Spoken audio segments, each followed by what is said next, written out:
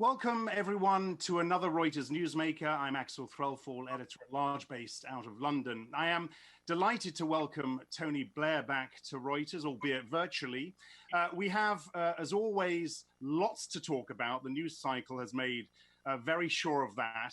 I will kick off our conversation, but there will be plenty of time for your questions to Mr. Blair. So do start sending those through, and I will get to as many of those as I can.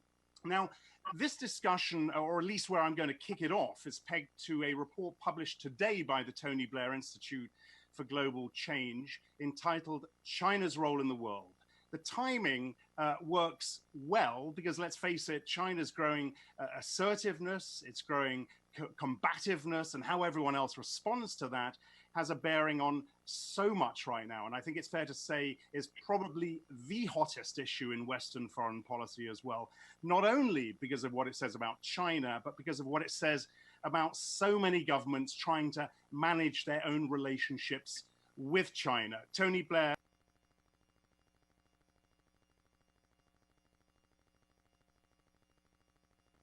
welcome.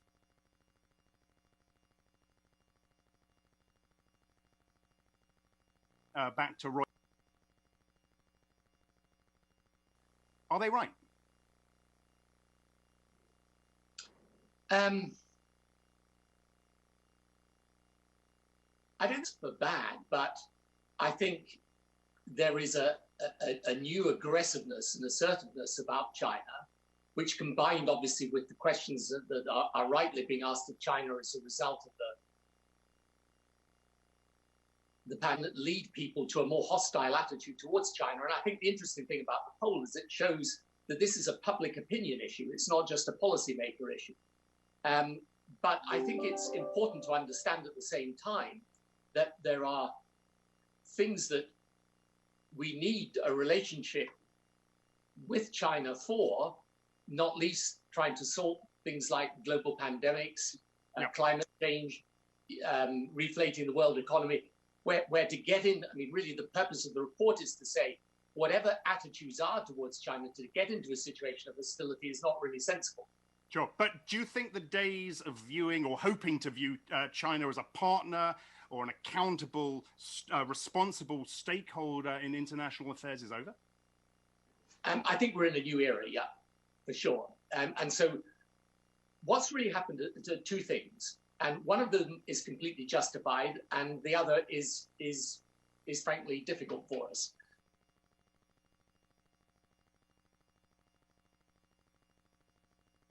The first is that China is now a risen power. We go through some of the statistics in the report, but you can see that enormous position China has in global supply chains, the size of its economy, increasingly the size of its military. For example, in the continent of Africa, it's the largest investor by a long way now. So you see the risen China, and that is, of course, completely justifiable. It's a country of over 1 billion people, ancient civilization. Why on earth shouldn't it be a power?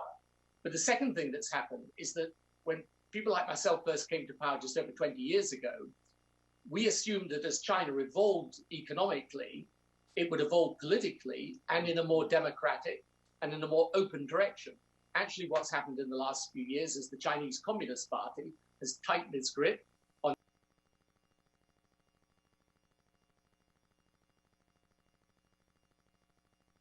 China internally, and the Chinese government, as we've just been saying, has become much more assertive internationally. And therefore, confrontation with Western interests, obviously that has changed the whole dynamic of the relationship. But okay, with that in mind then, how do we deal with China? It seems to me you think the US is probably, with its rather confrontational stance, getting it wrong right now. We need to find a balance. But others would argue that President Trump's confrontational stance, especially over trade, has produced results. Where's the balance here? Right. So I mean, this is the essential question. And really what I'm saying is you need a strategic response, not just a series of ad hoc reactions to Chinese activity or power. And so I think you do have to be prepared to confront China where they're acting contrary to the interests and the values of the West, the international community. you have to be able to compete with China because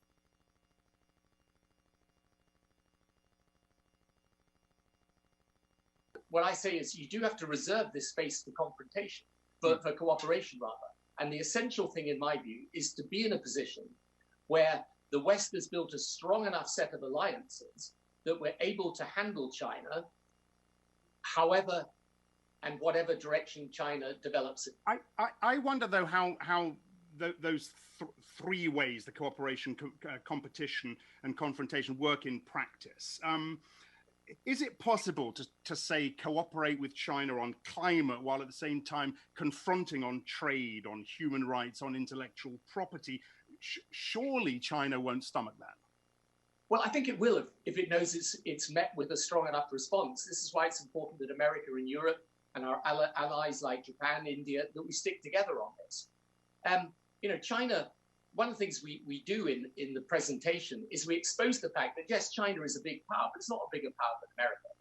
And if America and Europe are together, and as I say, we pull in other allies, China's going to have to take notice of that. So I think it is possible to say, look, on issues like climate change, we need to cooperate together, and we should cooperate together. We need to work out how we develop the science and technology to deal with the changing climate. On the other hand, where China is behaving either in the South China Sea or in other respects in a way that's contrary to our interests, we've got to be strong enough to be able to stand up to China. And that also, then I think the importance of that is that that will play back into what will continue to be a very intense debate inside China. We often don't see these debates from the outside, but there's a big debate in China about should they engage with the West or should they try and compete and build an alternative power center almost as it were in opposition to the West. And I think the stronger we are and the clearer we are and the more strategic we are, the more likely it is that those people, I think the more sensible voices in China, who say, yes, we've got to reform, we are going to be a big power, but we need to exercise that power responsibly, and we don't want to go into sort of aggressive nationalism. I think those voices will be strengthened if we're strong enough. Okay, well, let's take a specific example, Huawei. I'd be interested to hear your views, whether you think this is the perfect test case for these three ways of dealing with China. What Huawei policy best serves the UK's national interest, would you say, Tony? Is it pro-China or pro-US? We need to make a call, surely, on this. I think we do need to make a call, and I think it's got to be pro-US in the end. So, I mean, look, it's a problem for us because, as you will know better than me, the fact is Huawei have an infrastructure that we need. It is already quite embedded. And the truth is it's a lot cheaper than the alternatives that have been developed up to now. And one of the extraordinary things about 5G is that the West has, in a way, just allowed this advantage, this superiority to be gained. But I think it's you know, America feels very strongly about this, and they feel strongly for good enough reasons. So I think it's very hard for us. And I know the British government's trying to navigate its way out of a difficult situation here, but it's very hard for us not to be with the US on anything that touches US security. So you're saying the UK government should be tougher with China than it is being regarding the Huawei? Well, it's going to have to. It's what the UK government's trying to do is to restrict as far as possible it can the footprint, and then try and build for a different type of future. And I think they will try and do that. Whether they can do that successfully is quite an open question. But I don't think there's any doubt that ultimately the UK will want to be with America on security questions. Now, it also, of course, depends, because we should never confuse the Chinese people with the Chinese Communist Party. It also depends the degree to which China and its rulers also, you know, take account of the fact that they're going to be operating in a much more challenging environment and also adapt their behavior. And one other thing I believe is incredibly important is that we don't lose sight of the need for engagement between people. So I am completely in favor, for example, of two-way flows of students from China to the West and back from the West to China. I think as much cultural engagement as you can possibly have is a good and a sound idea. Because one of the things we, again, explore in this paper is to say you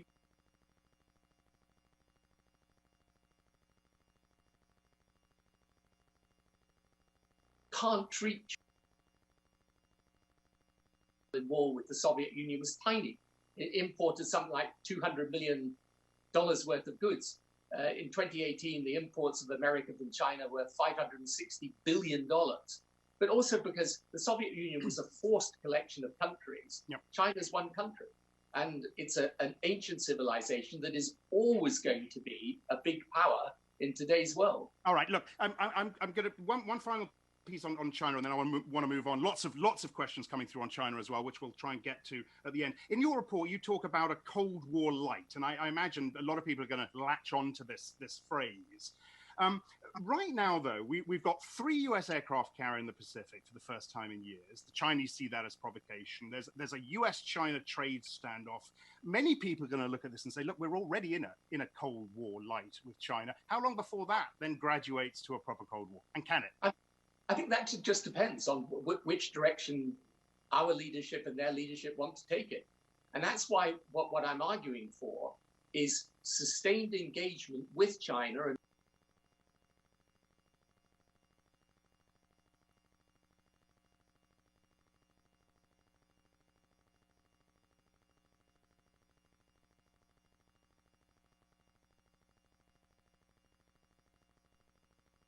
that's a whole other topic, obviously, but where I think what is clear from this poll, but also from statements from Europe recently,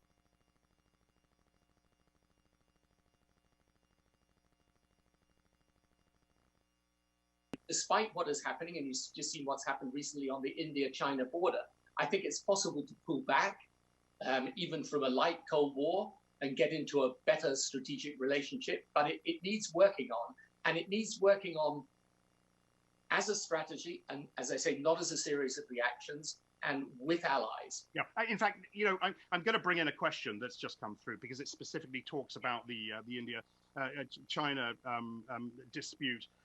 And the question is this: why are Western democracies not coming down much more heavily on China as a result of what's been going on there?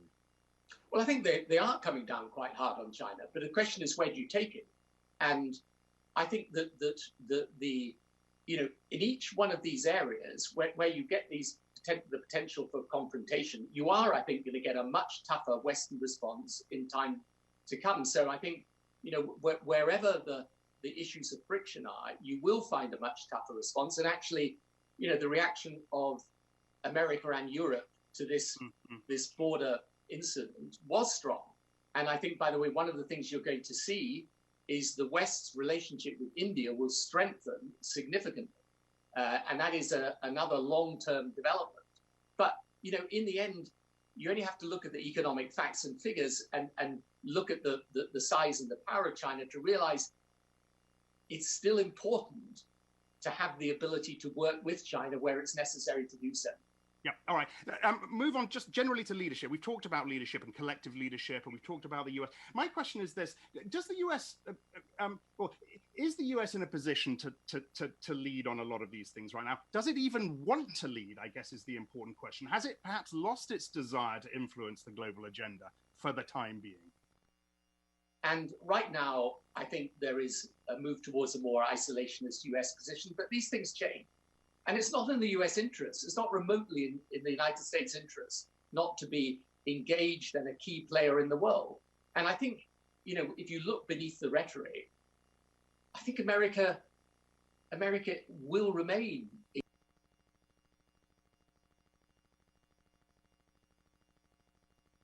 engaged. It's bound to, because its own interests are bound up with that. So if you look, for example, at if you see the way the Chinese footprint through One Belt, One Road, for example, in Africa, there obviously there's a huge diplomatic and economic effort. How is America going to respond to that? It's got to respond to it by building alliances. And so it's not that they're doing that in order to relegate the interests of their own country. They're doing it because it is in the interests of their own country. And I am sure in time, with this administration or indeed a new administration, this will happen.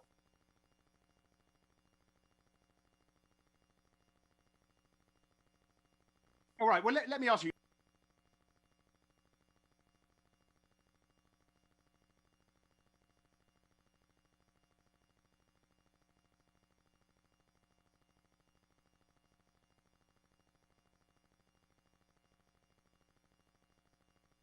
is where I think President Trump wasn't wrong to put this on the table. I think, frankly, most Europeans supported that.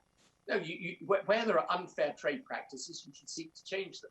But I think a lurch back into protectionism, big mistake for the world, really is. And I think, by the way, it's just not going to happen.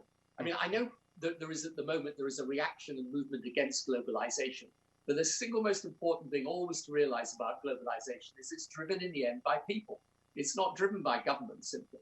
It's driven by people and their ability to cooperate across boundaries of race and nation and indeed culture today. So I think if we went back into protectionism, we would all lose from that. Okay. Would a Biden presidency be better able to rally a common Western stand against China? Or do you think what we're seeing now, and I think both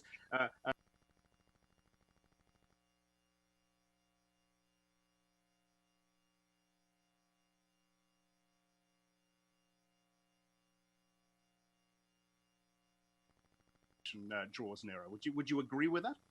Yeah, no, I think that's basically right. You'll probably get, I think, more or less a sort of competition in the acknowledgement that China and its power has to be dealt with in a tough way by America. And I suspect people will be competing with each other on that in the presidential campaign. It's a big question, this, but is the UN and some of these other multilateral bodies redundant now? They're not redundant, but they do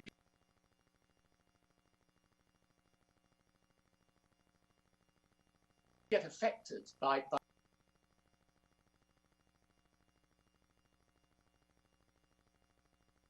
this dispute. And one of the things that's very difficult about international governance is if your two biggest players in the international arena are in confrontation with each other, it's tough, frankly, to make those institutions work effectively. What do you think of, what do you make of, I'm putting a little bit on the spot here, the allegations made in John Bolton's book, which says Vladimir Putin, for example, views Donald Trump as easy to outsmart. He talks of being stunningly uninformed. I mean, it lays bare, does it not, the simplicity of global decision-making from Washington. How worried, if this is indeed true, how worried should we be by that? Look, my own politics without trying to sort out someone else's, but look, ultimately, whatever people, whether they're pro-President Trump or anti-President Trump, there is an inherent resilience and strength in America. If you leave aside all the stuff that goes on in the politics, that strength is not going to disappear. Now, would I like to see America much more active on the world stage? Yes. Building alliances with others? Yes, I think that they can and should and must do more on that because it's so important for the West and for its values and interests. But I don't know whether the book's correct or not. I can't really comment. All right. It must be fascinating, though, to you, whether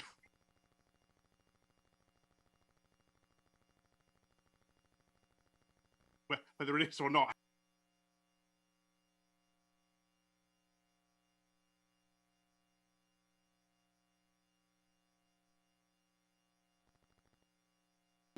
Stuff like that from about world leaders.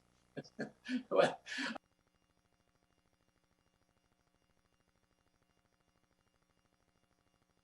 what you realize about international engagement and politics at a certain level is that in the end, it isn't about the snippets of conversation or the stories about that give the color to particular meetings. What's the actual policy and what difference does it make? Anyway, let's talk about my best way of avoiding that.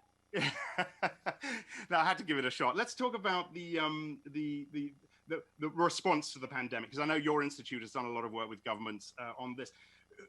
When we look at the balance, this balance between protecting, got the balance right are the people that recognize you have to lock down fast, and the people who will get the easing of the lockdown right are the people who realize you have to do it, recognizing you're going to be living with this disease for some time and therefore need the right, as I call it, infrastructure of containment in order to make sure that you can ease responsibly.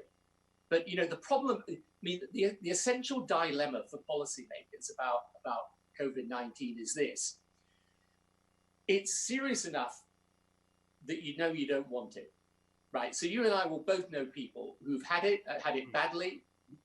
Probably I certainly do know people who've died from it. So you know enough about it to know you don't want it. On the other hand, you know, it's not the bubonic plague, and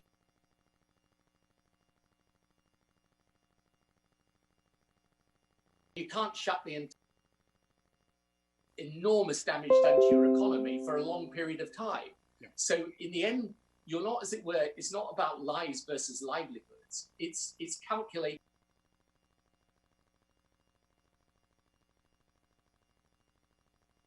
the risk, because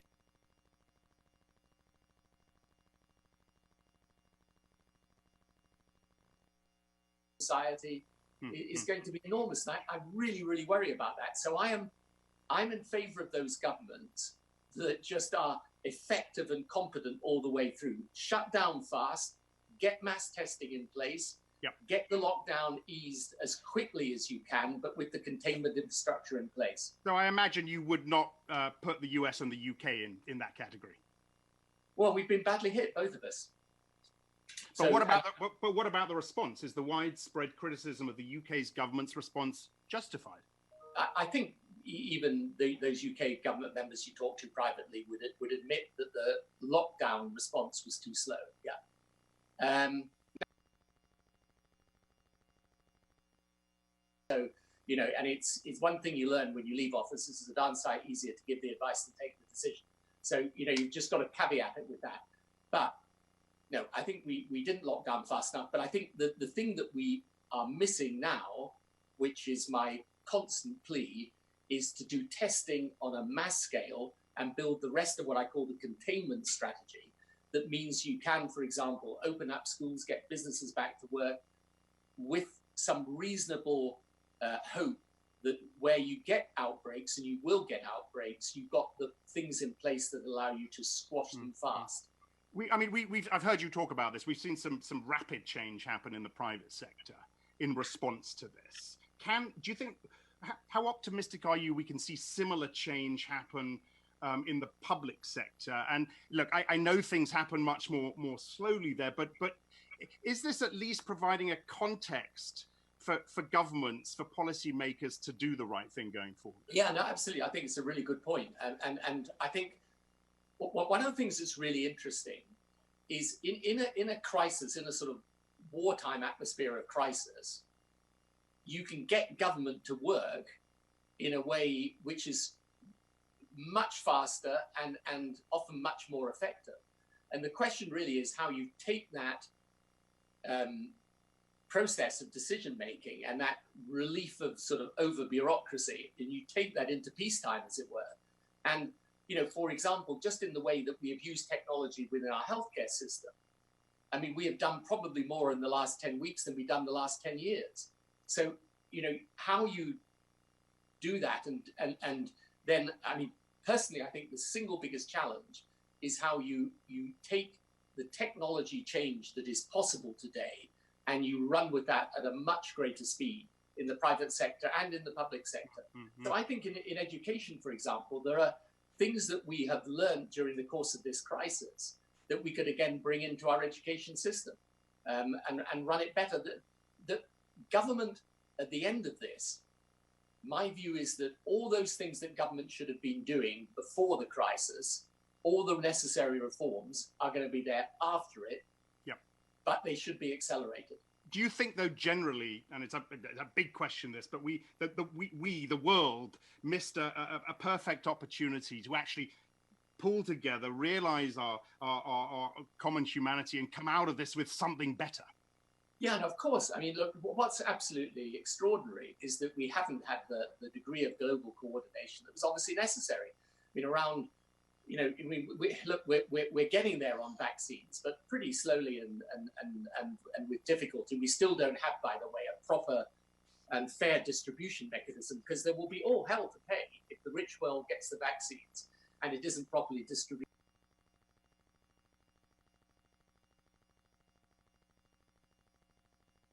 to the developing world.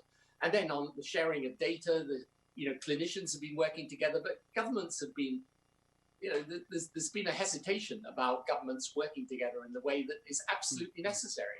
And I'm sure that, what we need to do coming out of this is to create some institutional capacity at a global level to be able to predict pandemics far better and also to be able to deal with them.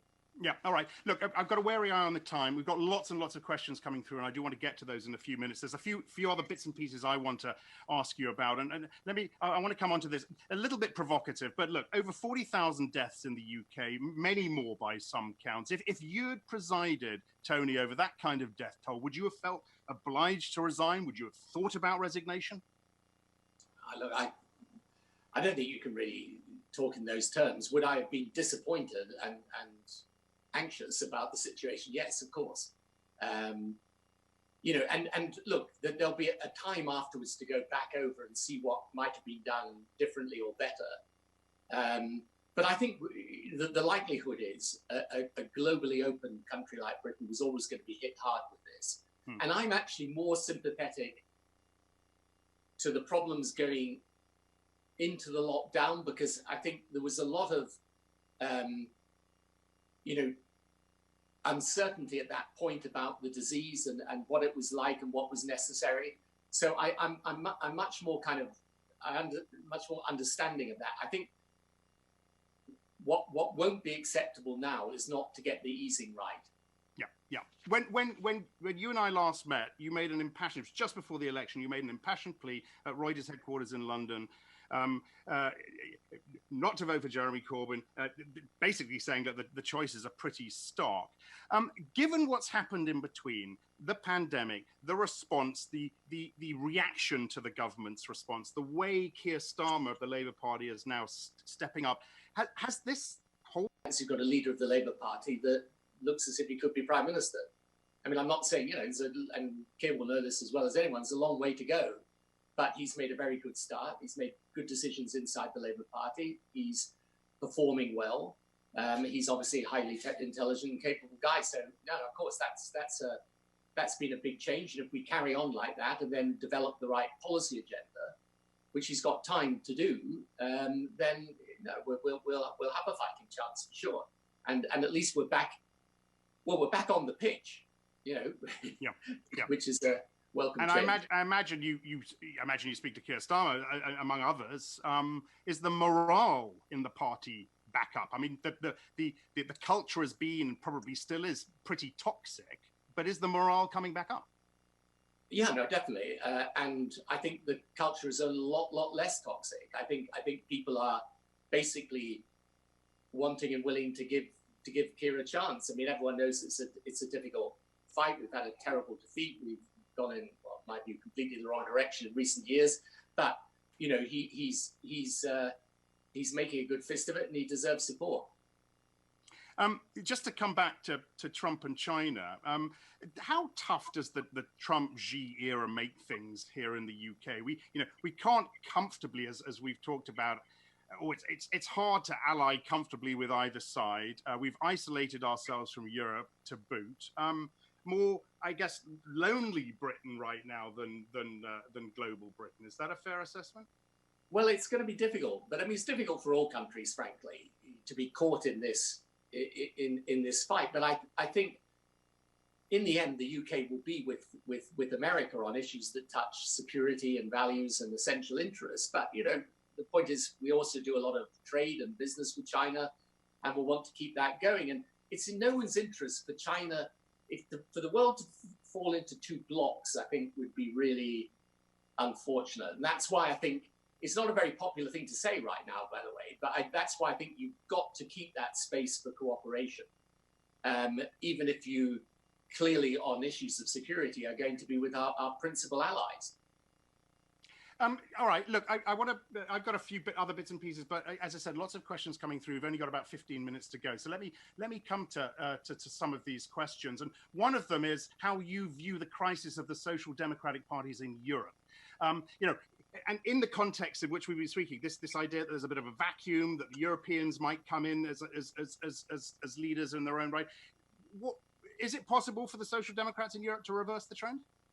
Yeah, it's absolutely possible, but it's a good question, and in my view, the only way that the Social Democrats are going to revive is if they realize that the battle is not about social democratic values. Most people accept that you want to live in a just society where there's equality of opportunity and you help those that are without.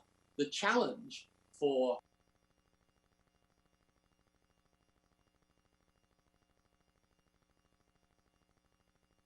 is that the single biggest challenge is this 21st century technology revolution. It is the 21st century equivalent to the industrial revolution of the 19th century. And for social democrats, you've got to understand it. You've got to realize it's going to change everything. And you've got to stop talking in terms of things like, if you have a transport debate that's around, do you bring back British Rail or not? Do you nationalize the railways? I mean, completely irrelevant. And the question is, what is the transport policy for the 21st century going to look like, where you're going to have driverless cars, probably electric vehicles, and where you've got high-speed rail capability? So how are you going to change completely the way that your transport infrastructure is built? And you can go through literally healthcare, education.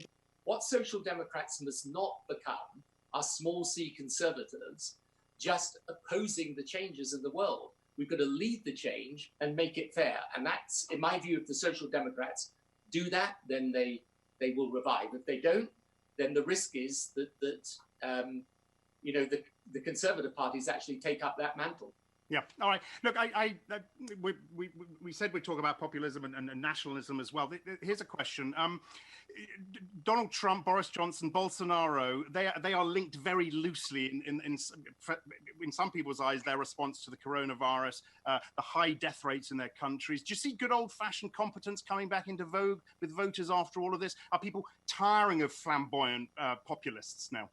Yeah, this is the great unknown, actually. I mean, and you've got to be careful of what you want to be the case, believing that it is going to be the case. So I think, yes, that what will happen after this crisis is that people realize the governments that dealt with it well, looked at the evidence, went according to reasonable, rational policy making, tried to bring people together, and were effective.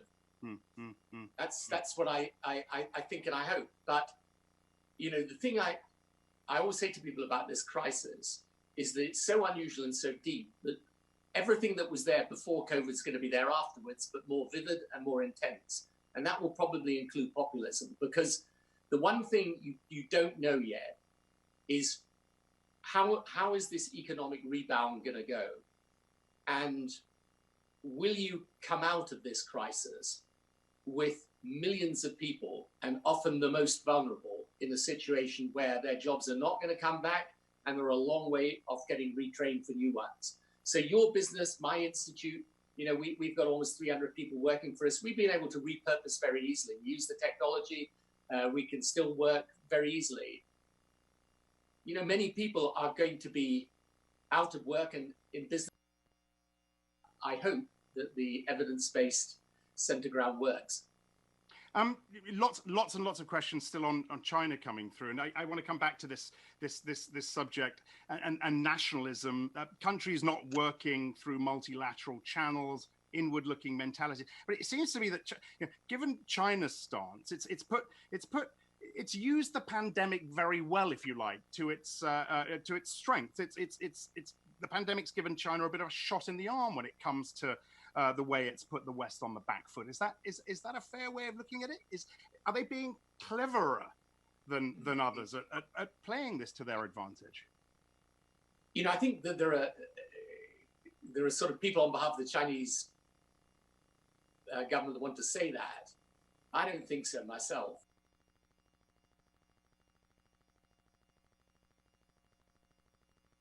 And I think what our poll shows is that public opinion's got a pretty clear fix on the whole thing. No, I think it's really that, of course, China has dealt with the disease effectively, and there's no doubt about it. It's got the control mechanisms to deal with it effectively. But have they?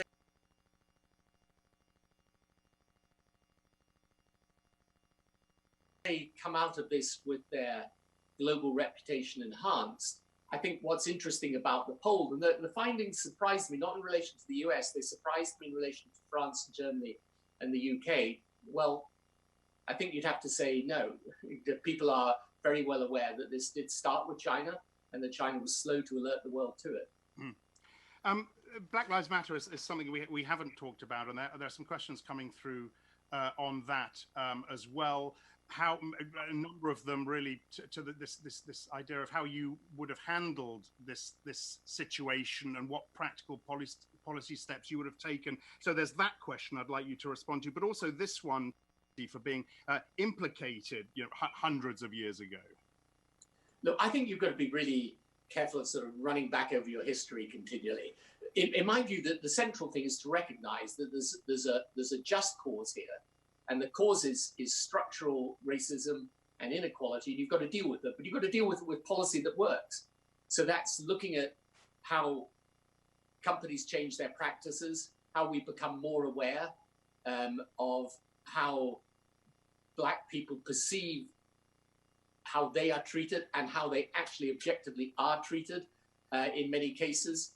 And the most reasonable people, I mean, I had a discussion between a couple of Black footballers on the TV the other day, and I thought the way that they did it was just so reasonable. I mean, they basically described their experiences, said we've made a lot of progress, but we still got a long way to go, and we need to get the policies that are actually going to make a difference. And I think that's the right way of doing it. I'm not, and the people who then get on a cause like that and then wrench it into ways that involve rioting and lawlessness, I mean, all they do is undermine the cause. So I think, it's like anything else. It's an inflection point where things that have been building up for a long period of time have just sort of come to they found a focal point around the death of George Floyd. And what's happened then is that it has sparked a moment of realization. You've got to deal with it. But the important thing is dealing with it, not simply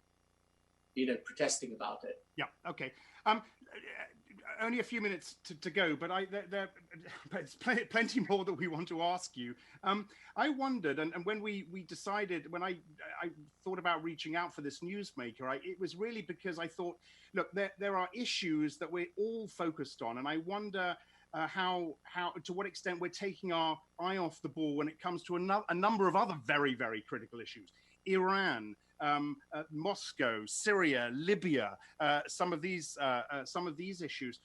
Is there a danger that we have done that? I know there are people out there now. I'm getting lots of questions on the Israel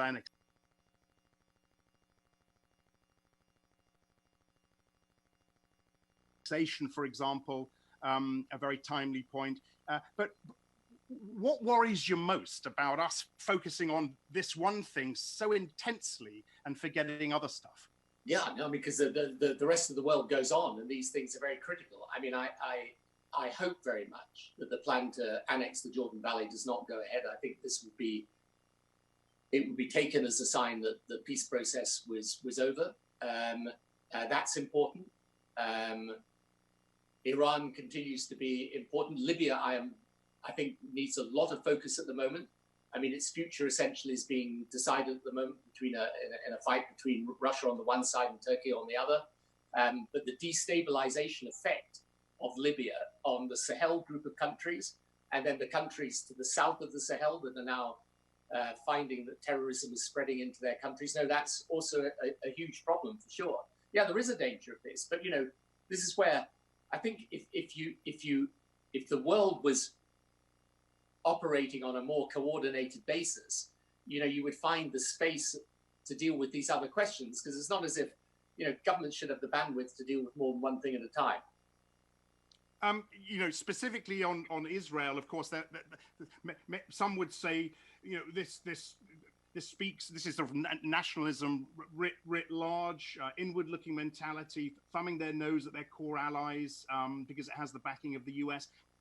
And the terrible precedents this sets elsewhere: China in the South China Sea, China in India, Russia in Crimea. Are these the dangers here?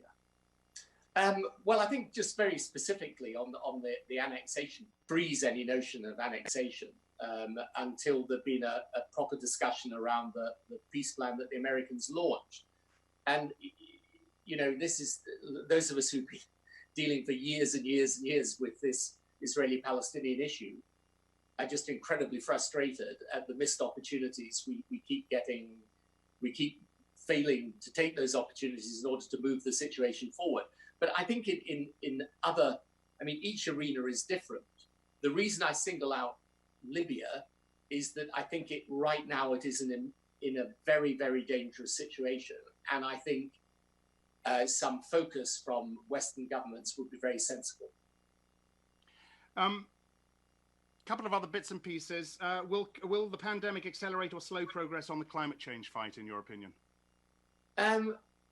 No, I think people will still. I think what people will think is climate change is its own problem. It's still a major problem. I hope that we get to the idea also that there is a chance to speed up the development of the science and technology. That's the only way through climate change. And one of the things that is going to be most important, and I constantly try and emphasize this to people, just remember the population of Africa is going to double in the next 30 years. It's going to go from over 1 billion to over 2 billion. These African nations should and will want to and will develop. They're going to be building transport links, airports, airlines. They're going to be building power stations because they need electricity.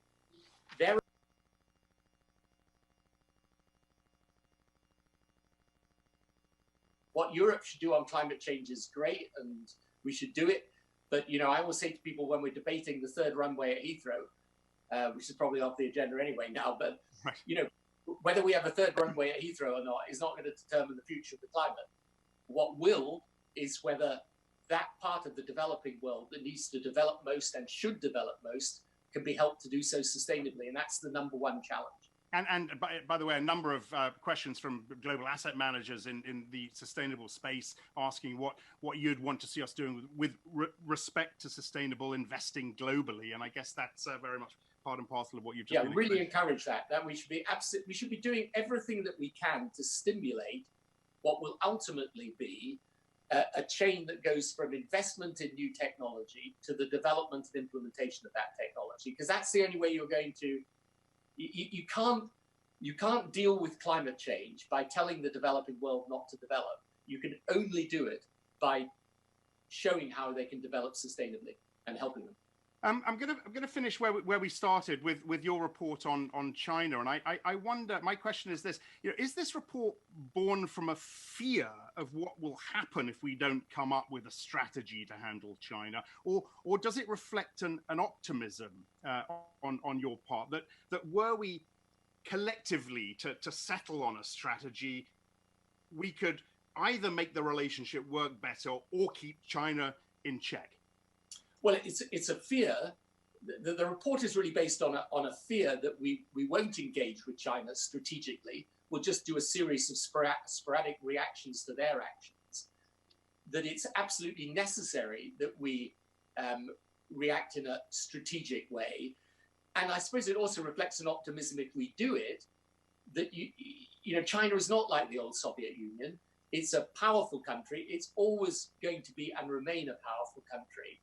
And if we have the right measure of the different elements of what we need to do in respect of China, we will end up being able to push back where we need to push back, but to work together with China where it's going to be absolutely necessary to do so. So I know it's a kind of third way that I'm articulating there, but I honestly think it is the right thing to do, because I think if we end up borrowing an analogy from the Cold War and going into a state of hostility, I think it will hugely impede the world's ability to deal with its problems. Actually, I'm going to ask you one final question, because, of course, I've been reminded now that we haven't mentioned Brexit at all, and I was kind of doing that intentionally, Tony. But here's a very quick thought on Brexit. Has the pandemic made you reassess? Does it, by comparison, feel like a little local difficulty, a political problem, but not a crisis, something that we can figure out and move on from? I'm afraid you're never going to convince me that Brexit's anything other than a total and complete disaster, I'm afraid, for Britain. And I'm very sad about it. But I also, by the way, accept it's happening. We should make it happen as well as we possibly can. But here's the single most important thing about Brexit now. You've got to get the trade deal, however you can manage it, which you can in the end, and we should take whatever time is necessary to do it. Let's hope we can do it before the time runs out the end of the year. But then you've got to look at areas where Britain can cooperate with Europe and build a relationship, even outside the formal structures of the European Union. Build it around defense and security and foreign policy. Build it where we got massive common interests. Build it around energy policy, things like climate change, which has been discussing now. Build it around issues to do with development. Build it around education. Build it around technology. Search for the areas where we can sensibly, in mutual interest, work with Europe. Brexit's happened. Obviously, I deeply regret it, but you've got to try and make the best of it now. But what would be a huge mistake for us is to think that we can change by Brexit our legal relationship with Europe. What we can't change is our geography or our history or the future necessity of working with Europe. Yeah. All right. Look, I'm going to stop us there. Tony, we've covered an awful lot of ground, so I want to thank you for your time. Thank you to everyone out there watching this Newsmaker for your questions. We'll watch this space very, very carefully, and all of the issues, of course, Tony, that we've talked about. Tony Blair, thank you very much indeed for joining us. Thanks, Axel. Thank you, everyone.